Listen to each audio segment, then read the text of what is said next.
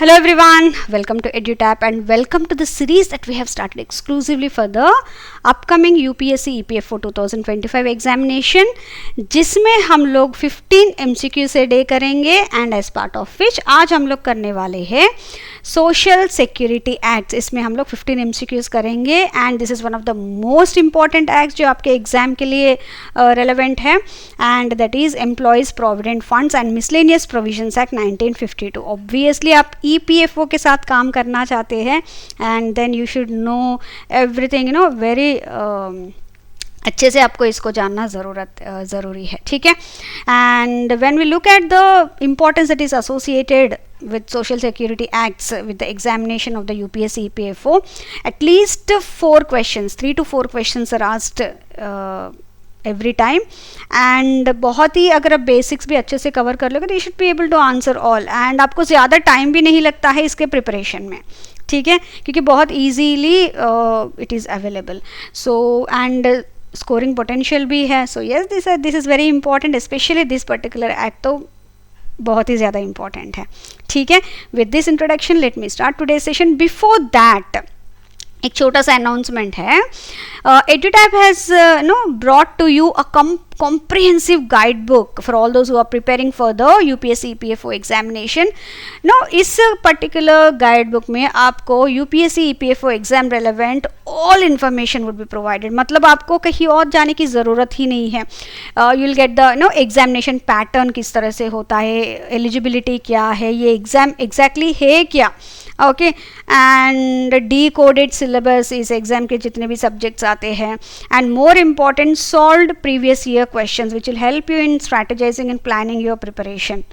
So okay, all this will be you'll be getting here and ये पूरा information it can be as a one point source of information about this examination I should say. So FAQ की तरह में जो भी doubt आपको आता है इसमें आपको रिजॉल्व हो जाएगा रिलेटेड टू दिस एग्जामिनेशन, ठीक है। एंड इसका लिंक डिस्क्रिप्शन के इस वीडियो के डिस्क्रिप्शन में है and you can click on that. Just 1 or 2 steps आपको फॉलो करना पड़ेगा and the entire content would be delivered to your mail ID, ठीक है। So I request you all to please इस बुक को डाउनलोड कीजिए and that will help you a lot in making your आपका जो जर्नी है एग्जामिनेशन का preparation journey है that it will make it very smooth. Okay, so with this let me start today's session. The first question here comes. A factory in Gujarat engaged in Schedule 1 industry employing 18 workers, ठीक है, जो भी उसका occupation होता है that falls under Schedule 1 and the central government after giving the required notice, okay, normally क्या है minimum 20 employees होंगे then this would be applicable, this particular act EPF act applicable होगा, ठीक है, उस एस्टेब्लिशमेंट को। बट समटाइम्स अगर central government ने चाहा तो it can give a notice within 2 months, मतलब 2 months के 2 months का कुछ नोटिस देती है and extends the applicability of the Employee Provident Fund Miscellaneous Provisions Act to establishments with fewer than 20 employees. Now from when will the act apply to this factory? कब से ये apply होगा? Okay, from the date the factory crosses 20 workers, no already उन्होंने बोला 18 workers भी है तो चलेगा 20 से कम। Only after the factory voluntary agrees to the application, no voluntary तो है ही नहीं, उनको करना ही पड़ेगा। From the start no, whenever the official notification has been release वहाँ से वो एप्लीकेबल होगा, लेकिन वो मैनेज वो सब करने के लिए they give 2 months notice period, ठीक है। So here comes the first question. Moving on to our next question, which of the following establishments is exempted from the application of the employees provident funds and miscellaneous provisions act 1952, ठीक है, किसको हम इससे exempt कर रहे हैं, ठीक है। अगर किसी कोऑपरेटिव सोसाइटी है एंड 50 मेंबर्स से कम काम कर रहे हैं without the aid of power then we can exempt them, ठीक है। लेकिन यहाँ तो 75 वर्कर्स है तो ये नहीं है। Private factory in schedule 1 industry employing 25 workers, 20+ है तो ऑब्वियसली वो तो आना ही है, ये नहीं है। Because state government owned undertaking that provides its employees with a contributory provident fund under its own rules, ठीक है, तो ये करेक्ट आंसर है। Then in that case already उनका खुद का है, सो अलग से इस एक्ट में उनको एप्लीकेशन होने की ज़रूरत नहीं है। So in that case they can be exempted. So here B is the correct answer. Moving on to our next question, a private manufacturing company employing 25 workers came under the employees provident funds and miscellaneous act 1952 in 2022, ठीक है. Now due to automation its workforce reduced to 15 in 2025. Now which of the following is correct regarding the applicability of the act? हमने बोला है कि 20 plus होगा workers, तो उसमें ये एक्ट एप्लीकेबल होगा. Okay, now we are saying पहले 25 वर्कर्स था तो एप्लीकेबल है. Now we are saying that has been reduced to 15. So what is the correct? That will no longer apply since the number of employees has fallen below 20. Is it so? No. The act will continue to apply because once an establishment is covered, it remains covered regardless of the employee count reduction. This is true. The employee can choose to withdraw from the act with the consent. No. The applicability will be reviewed by the central government before continuation. No. This is true. Once it has been brought under this, it will be there even if the number of employees has reduced. So here B is the correct answer. Moving on to our next question. A cooperative sugar mill registered under the Cooperative Societies Act 1912 employs 48 workers and operates entirely without using the electric power. Now which of the following is correct regarding the applicability of the Employees Provident Fund and Miscellaneous Provisions Act 1952? So अभी हमने discuss किया था कितने employees होंगे, तो that will be applicable for all those establishments which are registered under the Cooperative Societies Act. The threshold is 50. So here in this case the act will not apply because it is a cooperative society with fewer than 50 employees and no use of power. It will apply to employees more than? No. Will apply only if it is voluntary?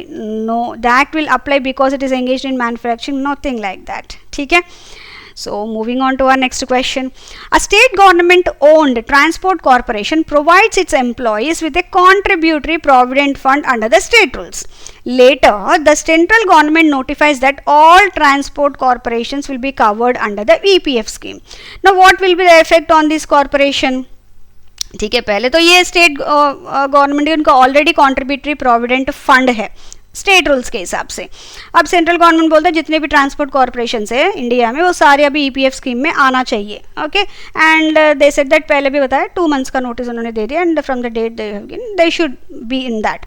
Okay, they have to register themselves. Now अब इस condition में क्या होगा, already उनका contributory provident fund है. जब भी contributory provident fund है वहां पे they are exempted. So here it will remain exempt because it already provides a contributory provident fund under the government rules. already है तो फिर से करने की ज़रूरत नहीं है. Okay, so here this is D's answer. It will be covered only if the existing PF benefits are less. ऐसा कुछ नहीं, already है तो है. It will have to merge its fund. No. It will be covered immediately under the, no, it would be already है तो no need exemption रहेगा ही, वो कोई भी establishment हो. Under the Employees Provident Fund and Miscellaneous Provisions Act 1952, who conducts the annual audit of the Central Board of Trustees accounts and where are the audit results ultimately presented? So EPF जो उनका है board, उनका एक board of trustees manage करते हैं. ठीक है. Now that whatever the annual audit that is done of this central board of trustees accounts that would be done by the controller and auditor general of India, that is CAG. India का जो CAG है वो करेंगे. That would be presented to the parliament. वो parliament में उसको present करेंगे उस एनुअल ऑडिट रिपोर्ट को. ठीक है. Yes, moving on to our next question. Which of the following correctly describes the composition of the Central Board of Trustees under the Employees Provident Fund and Miscellaneous Provisions Act 1952? Now you must be wondering, ऐसे questions भी पूछते हैं, ऐसे questions भी पूछते हैं.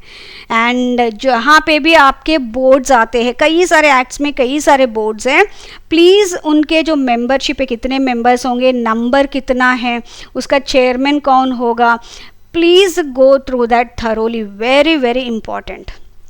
कई बार इसके क्वेश्चंस पूछे गए हैं and you can view those question. जैसे जैसे हम लोग अभी प्रीवियस क्वेश्चंस का भी कर रहे हैं उसमें आप जरूर देख सकते हो if you have any doubt. Okay, now here in this case इसमें एक चेयरमैन होगा and vice chairman appointed by the central government.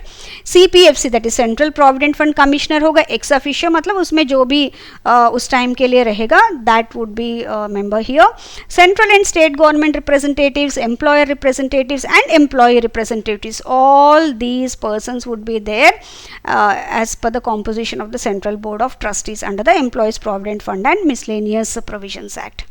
Okay now इसी में से एक और question, under the employees provident funds and miscellaneous provisions act who serves as the automatic member of the executive committee that assist the central board of trustees.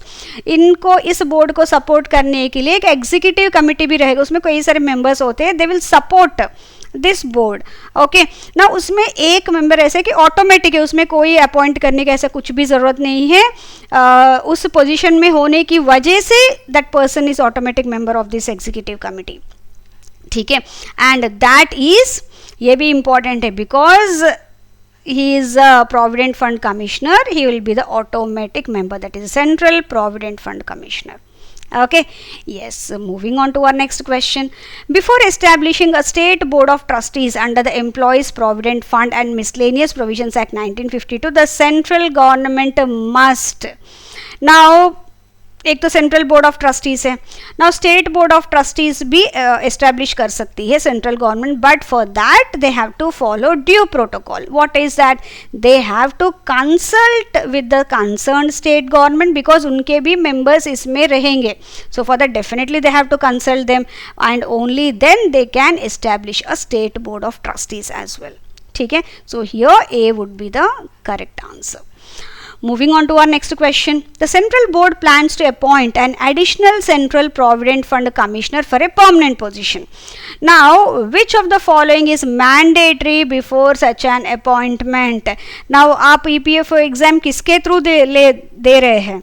You are giving through UPSC. So here they have to consult with the UPSC, Union Public Service Commission. इन्हीं के through इनके appointments होते हैं. CPFC, APFC, EO और AO सभी के positions यही से होते हैं अपॉइंटमेंट्स. ठीक है. Yes, moving on to our next question. Under which of the following conditions can the central government skip UPSC consultation while appointing a deputy provident fund commissioner? Deputy provident fund commissioner, assistant provident fund commissioner, इन सब के लिए okay UPSC consultation, मतलब वहाँ से recruit नहीं करके खुद से भी कर सकते हैं, but again they have to follow due protocol. There are some conditions. What is that?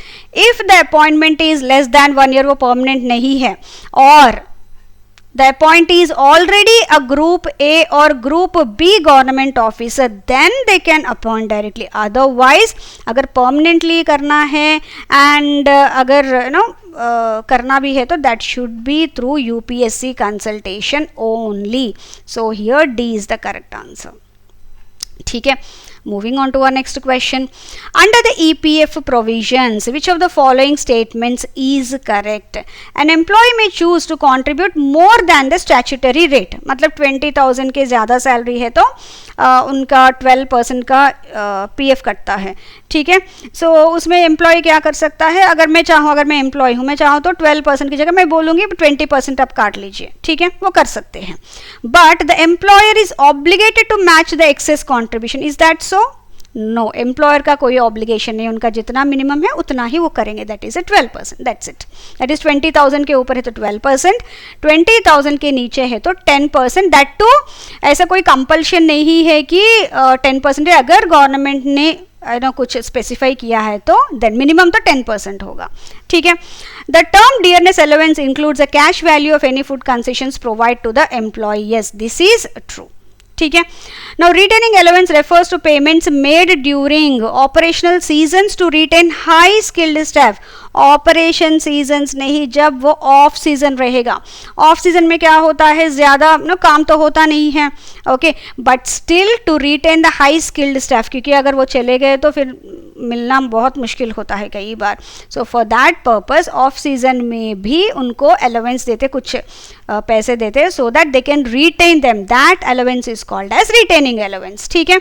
So this is also wrong, क्योंकि रिटेनिंग अलाउंस तो है EPF प्रोविजंस में, बट अगेन ये ऑपरेशनल सीजन में, ऑफ सीजन में होता है. So this is wrong. So here only 2 is correct. So 2 is the B is the correct answer. Okay, moving on to our next question. A small factory employs 15 workers, with each earning a basic wage of 10,000 and a DA of 2,000. As per the EPF rules, what is the maximum statutory employee contribution in rupees the employer can deduct from an employee's salary? यहाँ पे total salary इनका आ रहा है ₹12,000. Okay 12,000 आ रहा है, and 12,000 में अगर मैंने बोला है कि मिनिमम तो 10% होता है, लेस देन 12,000 सैलरी है तो वेजेस है तो बेसिक वेज, तो उसमें 10% का उनका मिनिमम ईपीएफ जो कटिंग होता है ना, जो पीएफ का होता है वो होता है, ठीक है, एंड मैक्सिमम 12%, लेकिन 12% का यहाँ कहीं पे भी आंसर नहीं है, but here they are saying maximum statutory employee contribution कितना है. सो हियर अगर 12% लेंगे तो 1440 होगा, यहाँ तो है ही नहीं. So here will be taking minimum, that is 10%. 10% of this 12,000 is 1,200. So this would be the PF that would be deducted from that person's salary wages. ठीक है. Yes, moving on to our next question. What is the minimum percentage of contribution required from employees in establishment with more than 20 employees? ये तब से मैं बता रही हूँ. And what I have done is, in order to आपको थोड़ा सा easy होने के लिए मैंने एक लास्ट में टेबल भी प्रोवाइड किया है. आफ्टर these 15 questions एक स्लाइड में मैंने एक टेबल प्रोवाइड किया है जहाँ पे लेस दैन 20 एम्प्लॉयज़ होंगे तो कितना डिडक्ट होगा, ग्रेटर दैन 20 एम्प्लॉयज़ है तो कितना डिडक्ट होगा, उसमें भी एम्प्लॉय कॉन्ट्रीब्यूशन कितना है, एम्प्लॉयर कंट्रीब्यूशन कितना है, वो पूरा मैंने टैबुलर फॉर्म में दिया है. एंड ये 15 क्वेश्चंस के बाद will do another few questions in the next part, जिसमें हम लोग देखेंगे कि जो पीएफ अमाउंट होता है उसमें ईपीएफ में कितना जाता है, ईपीएस में कितना जाता है, दैट ऑल्सो मतलब पेंशन में कितना जाता है, प्रोविडेंट फंड में कितना जाता है, ठीक है, वो भी हम लोग डिस्कस करेंगे, but in the next part in the form of questions again, so that आपका प्रैक्टिस भी हो जाएगा एंड देन रिविजन भी हो जाएगा. So here since more than 12 employees it would be 12% of the basic plus DA. So here it is a is the correct answer. ठीक है. Now what is the minimum monthly contribution required from both the employees and employers for earnings greater than 15,000? ये हमने देखा है 12%. Okay, so basic अगर इतना है तो it would be 12%. So 12% of the 15,000 would be 1,800. So here it is 1,800. आप calculate कर सकते हैं 15,000 into 12/100 you will get 1,800. ठीक है. Yes, so this is what I was talking about. अच्छा, लेस देन 15,000 एक्चुअली अभी ये ओके लेस देन 15,000 सैलरी है, ग्रेटर देन 15,000 सैलरी, सॉरी मैंने कहीं पे 20,000 बोला था क्या, that is about the employees. अगर मैंने बोला है तो you know by oversight and while explaining I might have missed out on that. If that is the case while explaining, if I had said that, my apologies for the same. It is 15,000. employees का 20 पे count होता है and less than 15,000 अगर employees greater than 20 है तो minimum 12% है. ये भी उनको ये employee contribution, ये employer contribution. वही employees less than 20 है up to 10% employee का and employer का भी 10%, मतलब minimum, this is what I am talking about. And more than 15,000 है तो मिनिमम 12% तो देना ही है. सो मिनिमम मतलब एटलीस्ट 1,800 पर मंथ तो होगा ही होगा. This is statutory wage ceiling. ठीक है, उतना तो उनको देना पड़ेगा. ठीक है, ये स्टैट्यूटरी वेज सीलिंग वो 15,000 मतलब उतने में तो मिलता ही है मिनिमम तो. ठीक है. So this is all from my end. I really hope that you have like this session. And before winding up एक छोटा सा अनाउंसमेंट है from Edutap and that is this you know Edutap has launched 3 types of courses for all those who are targeting the upcoming UPSC, EPFO, APFC और EOR 2025 examination. ठीक है, तो एक बार देख लेते कोर्सेज क्या है. सबसे पहले master course. At the name itself suggest master, मतलब आपको यहाँ पे ऑल द सब्जेक्ट्स का कंटेंट मिल जाएगा associated with this examination in the form of videos, in the form of live sessions, in the form of chapter quizzes. Okay, and even आपको strategy sessions भी होंगे every week. Kuldeep sir आपसे बात करेंगे in the form of a live class and उसमें आपको समझाए ना, he'll guide you through on how to utilize the content जो भी इस कोर्स में आपको प्रोवाइड किया जा रहा है. and this is 1 point source and ये उन बच्चों के लिए है जिनको हर चीज़ एक ही जगह पे चाहिए, इधर उधर they don't want to go and they want to keep their preparation straight. ठीक है. नाउ दूसरा है स्पेशल सब्जेक्ट्स कोर्स. ये ऐसे सब्जेक्ट्स है, कई बार ऐसा होता है ना कि हम लोग 2-3 कॉम्पिटिटिव एग्जाम्स देते, बच्चे एग्जाम्स ना हम एक एग्जाम के लिए ही नहीं देते, 2-3 एग्जाम्स के लिए तो प्रिपेयर करते रहते हैं. लेकिन ये ऐसे सब्जेक्ट्स हैं जो कॉमन नहीं होते हैं, एक्सक्लूसिवली इसी एग्जाम के लिए है. Like your IR and LL industrial relations and labour laws, या फिर आपका हो गया पॉलिटी. सो मीन वो बच्चे जिनको चाहिए कि हमें एक ऐसे स्पेशल कोर्स का ही क्लासेस चाहिए तो वो ये कोर्स ले सकते हैं. इसमें again the content would be provided to in the form of PDFs, live sessions, video classes, chapter quizzes, everything will be provided to you. ठीक है. तीसरा है उन बच्चों के लिए जो सोचते हैं कि प्रिपरेशन उनका खुद का हो गया है या फिर अभी दूसरी बार ऐसे दे रहे हैं. ठीक है. And they want only practice questions. तो इसमें आपको सारे मॉक टेस्ट मिलेंगे जो बिल्कुल रियल एग्जाम फील आपको लेके आएगा, उसी तरह का रहेगा. And with this you can have good amount of practice and revision आपके एग्जाम के लिए. ठीक है. सो ये 3 courses. And if you have any queries you can always reach out to the team. And इस कोर्सेज का और भी डिटेल्स आपको इस डिस्क्रिप्शन बॉक्स में मिल जाएंगे. You can go through that and as per your requirement you can go ahead with the purchase of the course. So with this let me wind up this session and thank you very much. बहुत patiently आप इस session को देखें and I wish you all all the best for your exam preparation. Take care. Bye bye. All the best.